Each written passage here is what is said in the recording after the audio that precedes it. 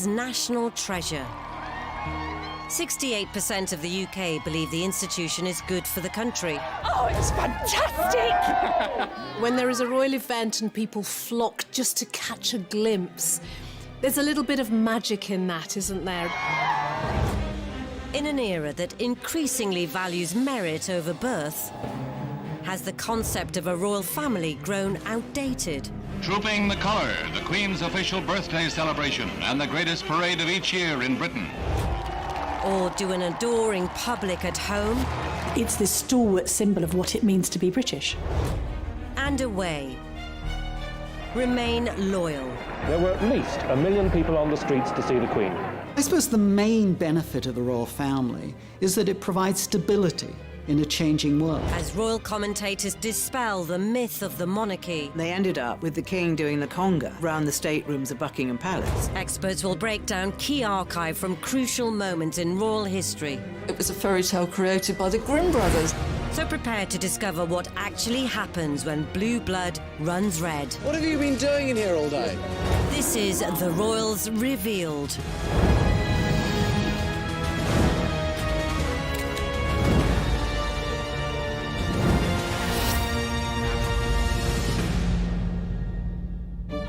In this episode, we reveal the money the royal family receive is on the up.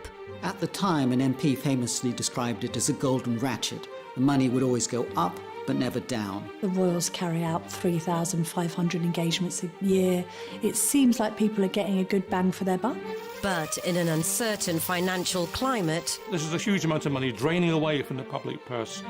with all the private planes, trains, and pimped-up automobiles, Well, the Queen is the most travelled monarch in all history. Princess Elizabeth and Prince Philip board a plane for the 30,000-mile tour around the world. not to mention the pomp. The royals are like celebrities. When they wear a certain brand of something and we like it, we all want to wear that too, or have a bit of that too, that royal sparkle. Palaces, How did she get those particular properties which are allegedly privately owned? She got them because Queen Victoria and Prince Albert went to Parliament cap in hand. Parliament increased the amount of money they gave to the Queen. What she did was use that extra money to buy Sandringham and Balmoral, which therefore ought to belong to the state. and pageantry that comes with the territory. One of the things that about Elizabeth that I've never seen contradicted is the sense that she puts duty first, almost to an insane degree. Are they truly worth it? It's a bad deal in terms of value for money, and the taxpayer getting ripped off. Today, Forbes estimate the wealth of the royal family to be £70 billion. Whilst that might be almost incomprehensible to most people, when the average family lives on just over £30,000 a year, it's not just about the money to us commoners, it's about the age-old principles. Certainly, I think the British look to the monarchy as a beacon of continuity and stability, and because they transcend politics, there's this sense that you're safe with them. That was especially important during the war. Famously, the Queen Mother, when told by her courtiers and the government, look, you must leave the country, she said, the King won't leave London, and so we're not leaving London. And many people have said that gave the royal family at least a century of credit with the British public. The sense of security the royal family brought the nation was symbolised by a show of splendour at Queen Elizabeth's coronation.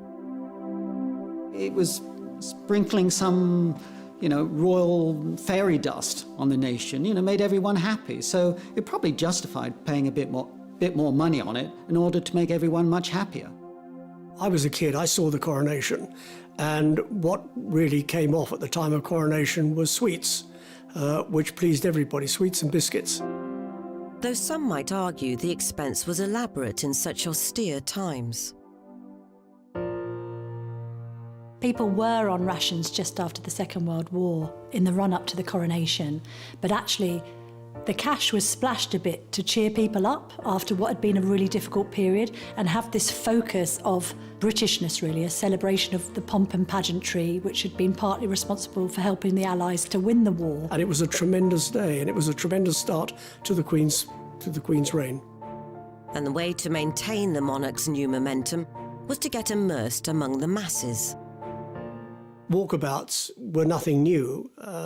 King George V, Queen Mary, did walkabouts during their reign.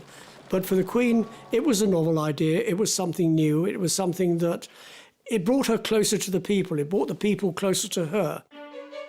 Throughout her life as the figurehead of the royal brand, the Queen has notched up over 20,000 engagements during her reign, providing morale boosts to workforces and the public at large. On a visit to Scotland, Queen Elizabeth and Prince Philip visit the ancient kingdom of Fife, coal rich for over 7 centuries. And to the delight of Scot miners, descend Roth's Pit, newest of the Fife collieries. It's the first time the Queen has ever gone down into a mine. A novel and entertaining experience for all concerned. Elizabeth's white coveralls remained almost spotless, testimony to the modernity of the Roth's mine. She knows that there may be occasions when people see her for one time in their life and talk about it for years afterwards. So she wants to make that memorable. She has made it her mission to be so and has encouraged other members of the royal family to be as transparent and obvious as she has been, so that people feel that they're getting their money's worth and that they're getting to see the royals in action. She is that one constant figure. And I think when you see someone embedded in the culture, you actually get used to them, that they're a trust figure, they're part of the furniture. She's kept abreast with social, economic and political matters in weekly audiences with 14 prime ministers, and ensured the UK remained in close contact with hundreds of heads of state. De Gaulle's visit is a major public event as well, a high ceremonial occasion. With the Queen, he rides in an open carriage, escorted by the household cavalry in full regalia to the palace, through streets lined with curious and cheering Londoners. One of the things about Elizabeth that I've never seen contradicted is the sense that she puts duty first, almost to an insane degree. You know, when you think she's in her 90s and she's still perhaps managing 200 or 300 public engagements a year. It's extraordinary. But whilst all this hard work is clearly vital in terms of maintaining a national identity and the emotional and economic stability that it can be seen to bring, all the public-facing activities come at a price, which some are finding increasingly harder to stomach.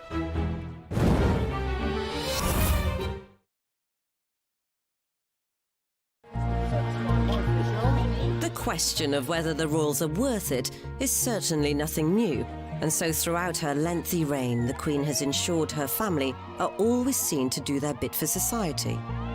And supporting the community has always been top of the agenda. It was to aid the fund for building a vestry at Crathy Church near Balmoral that members of the royal family and their household helped at a sale of work at Abergeldy Castle. The Queen herself acted as a seller. What a terrific thrill for the customers. Princess Margaret was in charge of another section of the stall, and the Duke of Edinburgh, who proved a very brisk salesman, had a joke for every buyer. I think few would be able to resist the opportunity to see the Queen if she was visiting locally. Yes, there are Republicans that aren't interested in the monarchy at all, although few of them find fault with the Queen as an individual, because she famously hasn't really ever put a foot wrong. But there's this sense that everyone wants to be able to say, I saw the Queen once, and she said this, or she did that. People want to capture that moment. But in order to carry out these duties, the Queen has been entitled to an annual chunk of cash, which has been on the rise for over 250 years.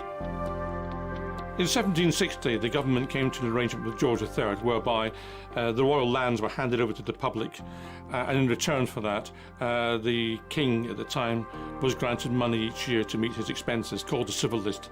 That existed until really just a few years ago, 2012, when it was replaced by something called the sovereign grant. At the time, an MP famously described it as a golden ratchet. The money would always go up, but never down. And so it's proved. The civil list, for example, in 2011 was £7.9 million a year. By 2018, 7 years later, it was £82.3 million, the sovereign grant. This was at a time of austerity when everybody else was tightening their belts.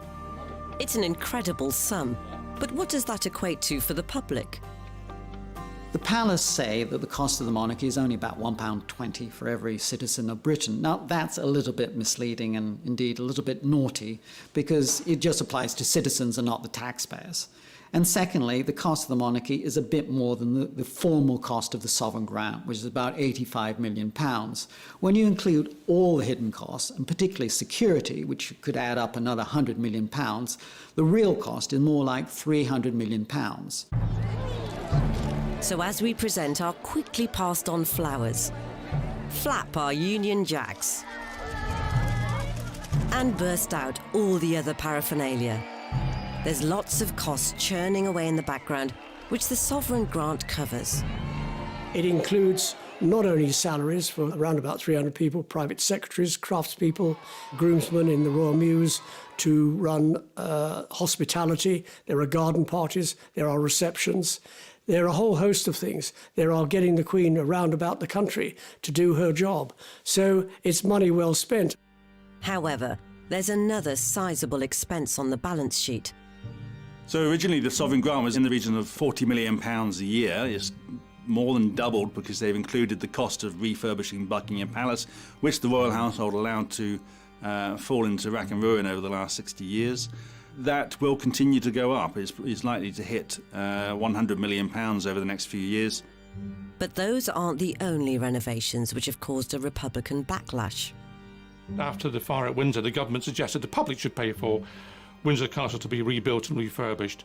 And there was an outcry, and in the end, the money had to come from the Queen via entrance fees to Buckingham Palace. But when it came to refurbishing Buckingham Palace, £359 million, the taxpayer pays all of that. So about 10-15% of the grant really is earmarked to going for that refurbishment.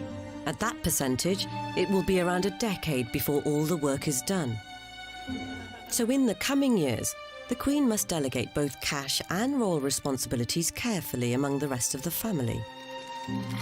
I'm not sure whether the public has a complete appreciation for the fact that the royals carry out 3,500 engagements a year, answer 1,000 letters, have dozens of audiences with leading figures from around the world. It seems like people are getting a good bang for their buck. Technically, the hardest working royal is Prince Charles, because when the engagements are all clocked up at the end of the year, he pretty much always appears to have carried out the most. The man is a workaholic. He believes in what he's doing. He works incredibly hard.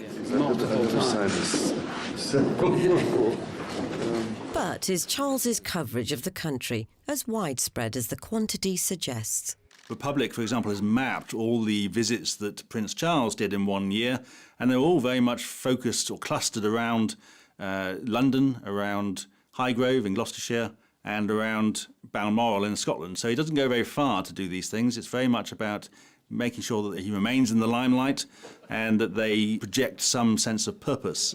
Charles could be criticised for doing too much. You know, he has been criticised for having too many fingers in too many pies. So the real issue is not just the quantity of engagements, but the quality of the work.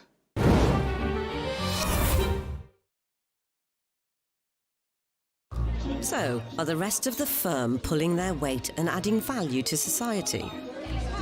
Princess Anne is always regarded as a legendary royal trooper because she very much likes to pack the engagements in. And indeed, it's not unheard of for Princess Anne to do 7, 8 or 9 engagements in one day. An impressive stat, yes. But is it perhaps overexposure? People like Princess Anne do diligently go about their business, add value to the charities they support, do so in a conscientious and low-key way. The fact of the matter is, however, that the majority of functions are carried out by those who are quite elderly in the royal family. We don't see the same numbers for the junior royals, including Prince William, who carries out barely 200 functions a year. And there will always be debate as to how large a team the Queen can justify. There are currently 16 members of the royal family who are considered working royals, like Princess Alexandra. Who is Princess Alice, for example? Has anyone heard of her? You know, what does Princess Michael of Kent do these days? You know, why do we need these people? In the past, those titles would have meant something even if you didn't recognise them. I think these days, not recognising them would cause most people to think, well, why are we still paying for them? This isn't just a Republican viewpoint. After the Queen goes, Charles says he wants to slim down royal family, which is him and Camilla, Kate and William, and their children with the rest of the royals off the payroll. But for those that still live off the sovereign grant and the general financial security that brings, just to recap, 86 million quid at the last count. They're expected to promote the royal brand with dignity, and usually that will involve a stint in the armed forces. The military is a safe option for the royal family. There's no commercial prerogatives. You're kept out of the way. It's always been difficult for members of the royal family to go into business, to go into trade, because people always accuse you of cashing in on your name. But when Prince Edward ditched the Marines for work experience with Andrew Lloyd Webber, it was the start of an uneasy journey into an untried industry for the royal family. It's the lowest rung on the learning process of working in theatre, and he will have no status whatsoever. We will not be using him in any PR capacity, purely as an employee to learn the business. Edward's working ambitions were truly uncharted territory. And what he then seemed to think that he could do was to bring the stage to the royal family and put them on the stage. And clearly, as far as he was concerned, let's get rid of all the old cobwebs, let's show how wonderfully entertaining we all are. His plan was to do a charity remake of a knockabout assault course TV classic. The Duchess of York was first off the coach, bringing the royal family and their teams to Alton Towers. Prince Edward was already there to meet them, well into the spirit of the day, sporting a silly T-shirt. Royal Knockout was an unmitigated disaster. It was one of those things that, like, maybe on paper or in theory seemed like a good idea, and then as soon as it was on the screen, it quickly became apparent what a bad idea it was. The broadcast footage is now under embargo, yet body language expert Judy James recalls the impact it had on viewers. It was dreadful for the public because the public wanted to see more of the royal family, and I remember when that was advertised, great, let's see them being funny and everything like that. But when you get what you ask for and it's awful, you know straight away, actually, no, I'd rather have them with their hands behind their back and not speaking too much. Edward's press conference afterwards did little to add merit to the venture. First of all, I have to apologise if I go to sleep at the middle of this. Media were not allowed to watch proceedings live. We had to watch it on television. And it was a cold day, it was in a tent, there were no refreshments. And Edward came in at the end of it and sat at a table, sort of slightly raised, and looked at the assembled crowd of media and said, well, what do you think of it? And I know the captains have enjoyed themselves. I only hope that you've enjoyed yourselves. Have you? You could have heard a pin drop. Well, thanks for sounding so bloody enthusiastic. What have you been doing in here all day? Have you been watching it? Yeah. What did you think of it? Thanks. I thought it was great. The headline the next day was, "It's a walkout," which just about summed it up. I think Edward had set himself up to be a champion in his own right. This was his star of the royal family. His brothers had been heroes, they'd been in the armed forces, etc., but he was going to do it theatrically and do this wonderful show that everybody would love him, and the royal family would say, oh no, Edward, you are now the most famous member of the royal family, and it didn't quite work out like that. I suppose it's difficult being the fourth son of the monarch. You don't really have a role, you have to create one for yourself. After an ill-fated foray into TV production, Edward was ultimately brought back in line as a working royal. There's this sense you've got to behave properly because you've got to be accountable. You've got to show that you're dutiful above all else, almost to the point sometimes where you've got to sacrifice your private life for duty. And that's a very difficult thing for many people. I mean, the royals are only human after all. It's no easier for them to do that than it would be for any of the rest of us who are not in the spotlight. Recently, the Queen's grandson, Peter Phillips, also fell foul in trying to do his own thing. They're entitled to their private people, but what is wrong is when they then invoke the royal name to boost their commercial activities. Peter Phillips was busy selling milk to the Chinese and pretending it all came from Windsor, and the royal family drink this every morning and so on.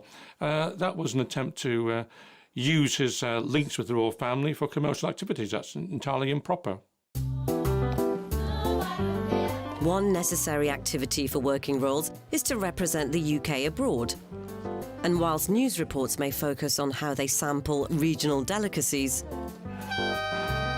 don the local dress, and generally embrace the culture, there's lots of crucial work going on off camera. Ever since before she ascended the throne, the Queen has been instilling royal values all over the world.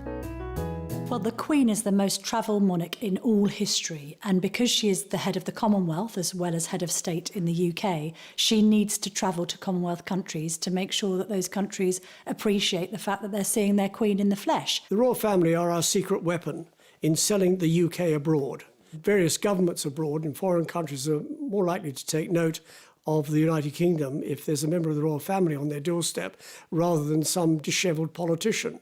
They can see politicians anytime. They can't see the royal family at any time. It's absolutely right, of course, that the Queen and members of the royal family travel abroad to represent this country.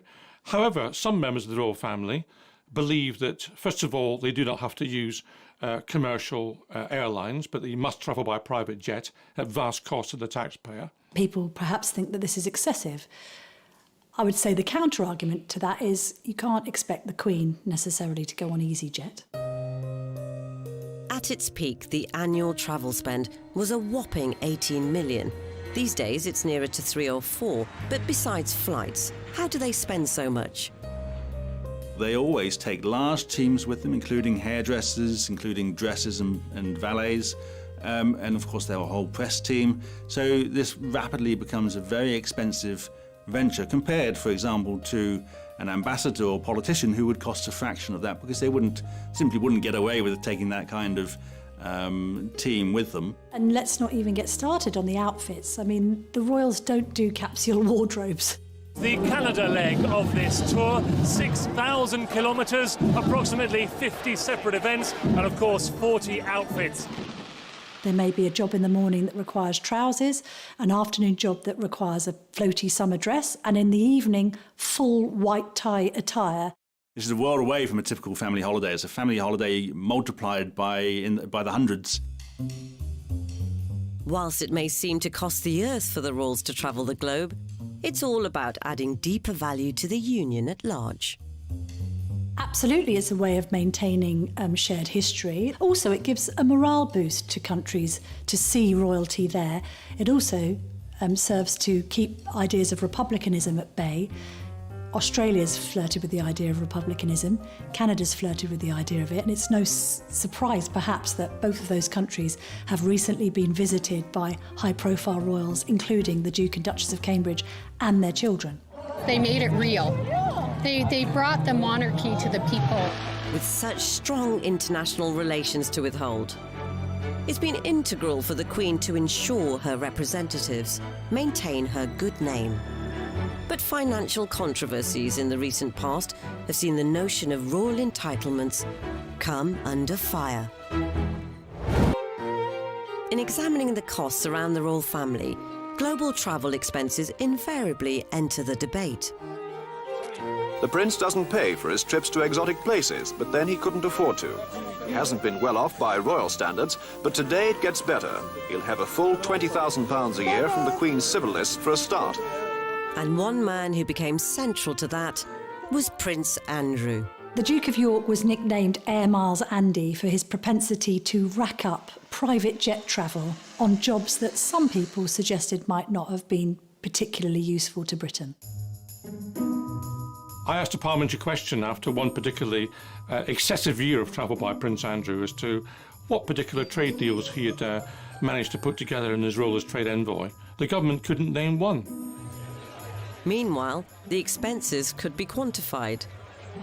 Some of these trips were quite extraordinary in the cost. £100,000 or more for a flight to or trip to the United States, $30,000 for a visit to Japan. In the last year that he was in this official role, it was more than £600,000 in the year spent on travel costs alone. I once went to Mexico for an interview that I did with him to mark his 50th birthday. There was a huge entourage, and to be fair, there's a massive kidnapping risk in Mexico City, but you've never seen a motorcade like it.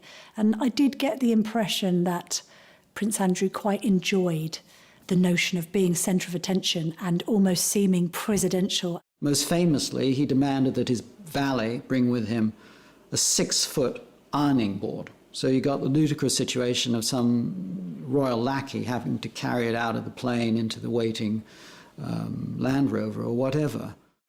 Even back in drizzly old Blighty, the jet setting continued. He's become known as Air Miles Andy. This private jet is taking the Duke of York to Newcastle. Bad weather had grounded the royal helicopter.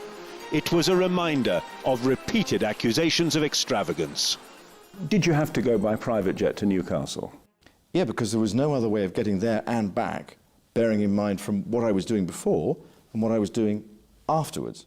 Well, there was this sense as well that Prince Andrew kept on taking helicopters to go short distances and private jets when surely a commuter train, God forbid, would have sufficed. This idea of him being quite grandiose and dismissing the notion of taking scheduled flights because he was very important as the Queen's son sort of cast a cloud over everything that he was doing. Eyebrows were also raised in the manner of which he conducted his leisure time.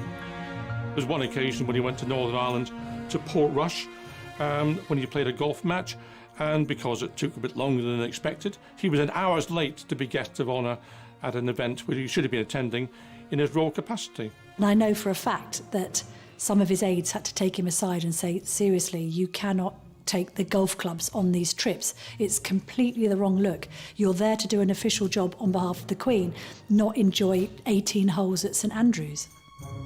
Ultimately, with mounting criticism, Andrew retired from his roving role in 2011. A reported £57 million bank balance makes him the third richest royal. But the cost to his reputation, after a much published acquaintance with one business associate, may well be harder to quantify. So understandably, Andrew has been told to step back from royal duties, to have essentially zero public presence because of the continuing allegations that hang over his head in relation to his relationship with Epstein. Even though Andrew denies any wrongdoing, he wouldn't be the only team member in the top tier to be relegated to the reserves in the last year, as Prince Harry faced his own financial backlash when he and Meghan set about renovating Frogmore Cottage. The bill seemed quite hefty for the size of property that it was, 2.4 million. I think comparatively, when the Cambridges renovated their apartment at Kensington Palace, which is a 20-bed palatial mansion, it cost just over 4. So people started scratching their heads, looking at the arithmetic and thinking, goodness me, Harry and Meghan haven't scrimped here. Then, of course, they then abandoned their roles that they had taken on and decided not to use the cottage full-time, but still expected the taxpayer to fund it. What most people don't like about the royal family is when they want it both ways. This happened with the departure of Prince Harry and Meghan. Initially, what Harry wanted was to have a hybrid royal, to be half in, half out, i.e. to receive some money from the sovereign grant, at the same time be able to earn a living independently. Now, the two things really don't go together. I think that most people in this country, your ordinary hard-working families up and down the UK, would think that having £30 million in the bank makes you financially independent. So the whole thing was a farce. As the Duke and Duchess did away with their HRH titles, which they'd only had for barely 18 months, they ended a temporary residence in the Commonwealth country of Canada and moved to LA, where they're currently hauled up in a palatial Beverly Hills pad, market value roughly £18 million.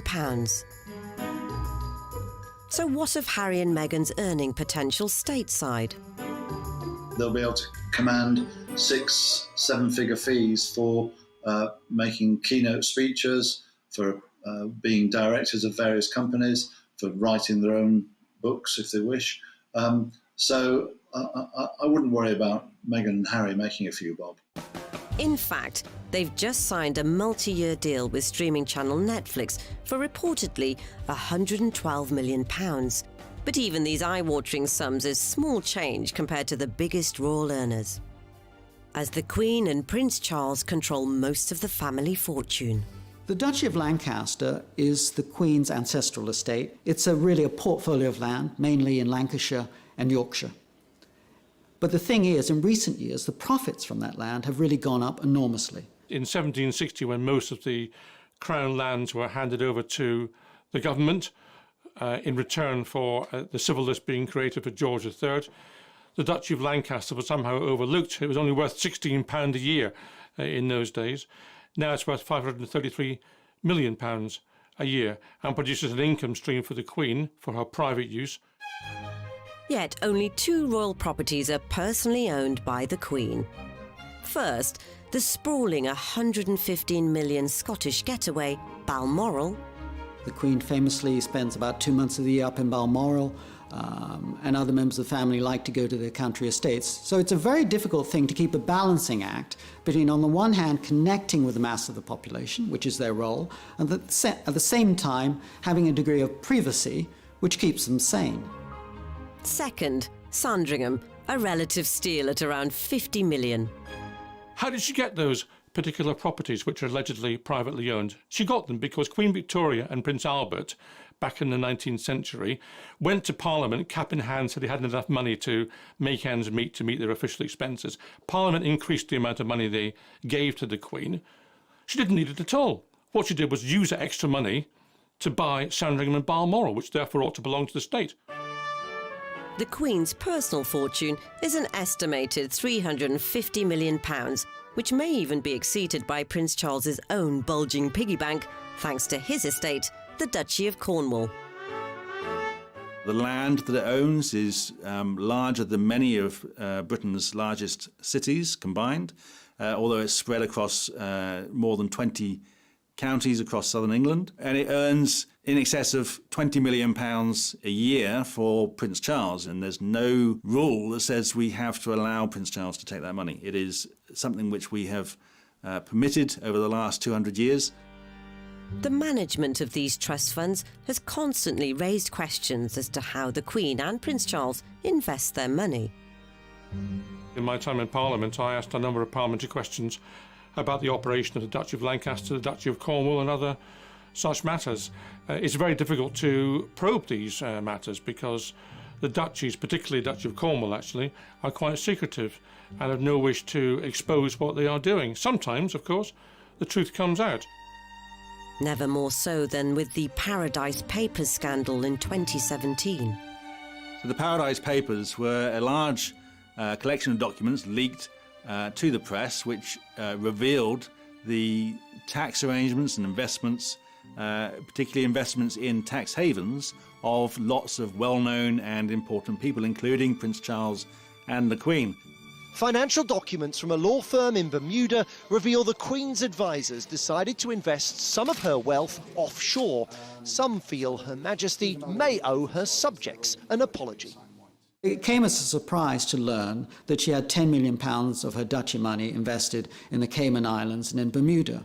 Now, the problem with that is that everyone presumed that all her investments were in the UK and in blue-chip companies. It looked as though she was, operating like a city fund manager. One of the Queen's investments had been in a chain accused of irresponsible lending.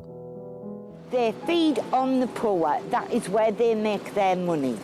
And the Queen is supposed to look after the people. Now, I don't assume for 1 minute that the Queen has done this herself, but it will be somebody who's in her pay, one of her echelons, that will have done this, and it just makes me wonder who we employ to look after our Queen. The Paradise Papers were a very interesting revelation. Places like the Cayman Islands were benefiting rather than the UK. Well, the royal family's answer to that was that there was no benefit from investing in these places. If that were the case, then one wonders why they didn't simply put the money in the nearest bank of coats and sit back and relax and get the interest. Questions, too, abounded over Prince Charles's conduct. The leaked documents claim the Prince's estate, the Duchy of Cornwall, bought shares in an offshore company. The company wanted to offset carbon from rainforests, but international agreements prevented it. The Prince agreed and campaigned to change it. Was that a conflict of interest? Charles could have just said in one of his speeches, listen, I've been banging on about this issue for 20 or 30 years. I feel so strongly about it that I actually put my money where my mouth is, and I've invested in a green company. But he didn't say this, and it all emerged through a splash on the front page of The Guardian and exposed today by Panorama. Even though Charles reportedly has no direct involvement in the Duchy of Cornwall's investments, the vast sums of money behind the monarchy remain a divisive issue.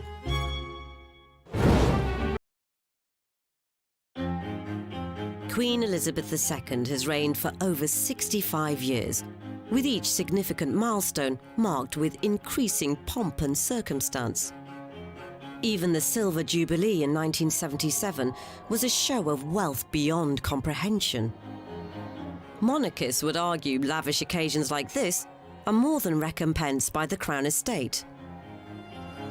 The Crown Estate is valued at around £14 billion, making a profit of around £340 million a year, which goes to the government.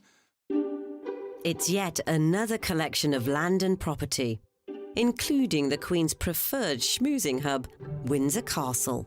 The welcoming head of state was Queen Elizabeth II, as she, President Reagan, Mrs. Reagan, and Prince Philip looked on from the reviewing platform.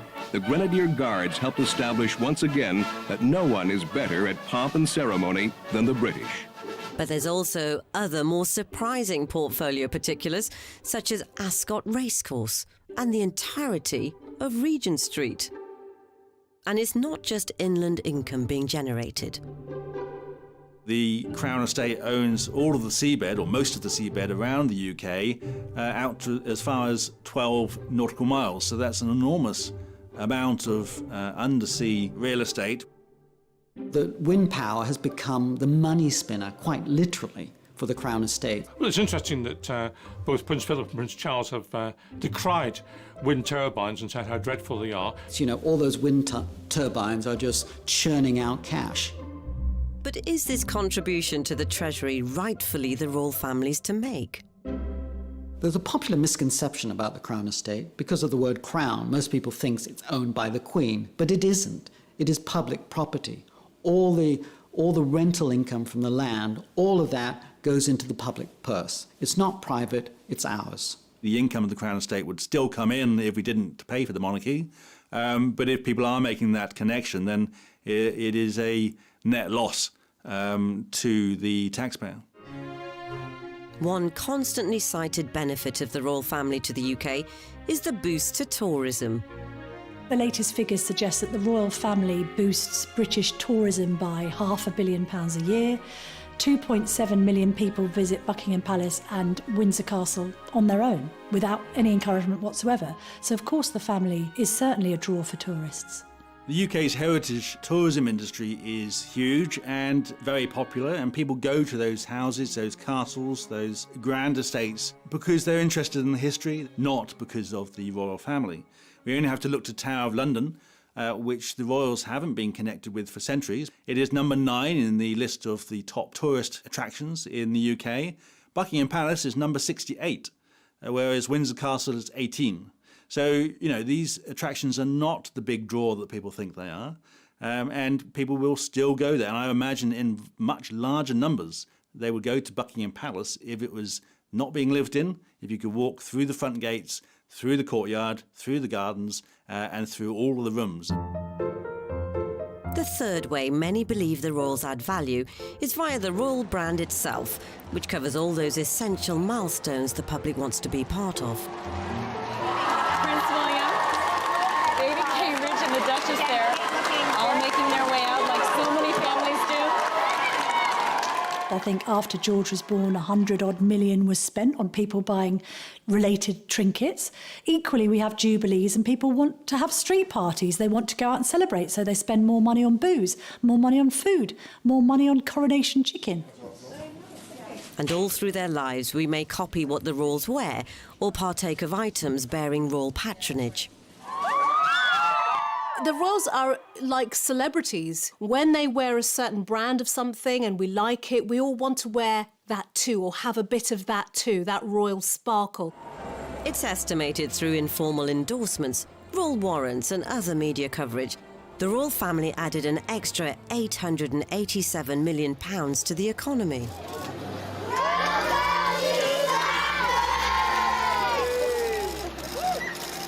It's a very nice welcome. It's been argued that consumers are somehow impressed with or attracted by the royal brand, and again, there is a market for royal brands. There is a market for lots of different brands, but the point is the monarchy is not there to make us money. It's not there to be a brand. It's there to provide us with a head of state. So then, is there a point to suggest that it's impossible to quantify their true value to the nation? The royals have gone through times of great popularity, and also there have been downturns in their popularity. And I think we do have that two-way relationship, that when they're not meeting our needs as a nation, we can get pretty grumpy about that and let them know. For instance, when Diana died and we didn't see the Queen, I think public pressure was on her to change what she did. And the survival of the monarchy is a bit like maintaining tradition, but showing a willingness to be flexible, and that's what we like. Of course, there will always be doubters. The Queen has done her best for this country, and I think most people recognise the effort she's made to discharge her public duties.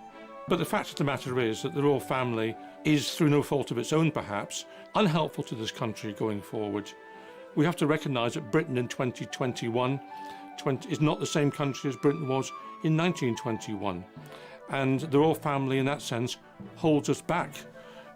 We have to recognise our new role in the world, not pretend that things have not changed. Maybe it simply boils down to the eccentricities of how the British people lead their lives.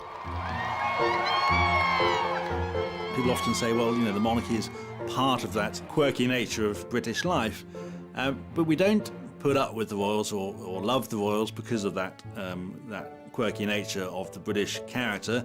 It is because the royals serve a purpose. They serve their own purpose, and they serve a purpose for those in power, and so there's constant effort to promote them and to ensure that they are not put under such pressure and such scrutiny as to turn the people against them. It's part of the British culture, and to shift out of that, I think, would take tremendous change and tremendous growing pains. And I don't know that we are yet prepared for that, because every time there is a bit of a disruption or a shift, there is often a reaction to that. So Harry and Meghan deciding to step away has caused great consternation. It's like, how could you do that? Which shows the power of the royal family entrenched in the British psyche at the moment. We're told that the royal family is a major asset to this country in terms of the economy. No doubt they bring in some tourism, and no doubt there is a genuine value to some visits carried out by the royal family to overseas destinations and some events hosted at Buckingham Palace. But as to what that is in economic terms, it's almost impossible to quantify.